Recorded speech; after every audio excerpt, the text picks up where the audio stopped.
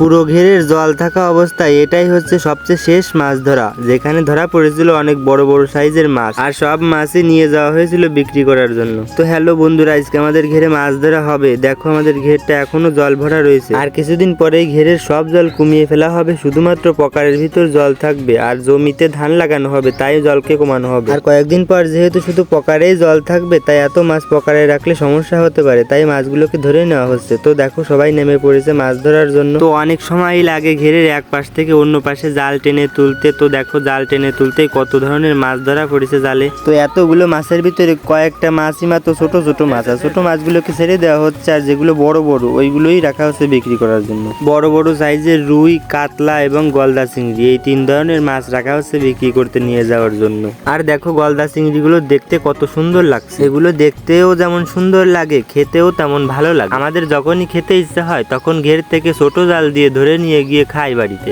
বন্ধুরা দেখো এই গলদা চিংড়িটা দেখতে কতটা বড় আর অনেকটা সুন্দর দেখতে। বছরের শেষের দিকে যেহেতু মাছ ধরা হচ্ছে, তাই প্রত্যেকটা মাছই অনেক বড় বড়। এতক্ষণ যারা আমাদের ঘিরে কাজ করলো তাদেরকে দেওয়ার জন্য এখানে অনেক মাছ রাখা হয়েছে, তার ভিতরে তেলাপিয়া, দেশি কই, বেলে, আরো অনেক ধরনের মাছ। এখান থেকে আমরাও নেব কয়েকটা।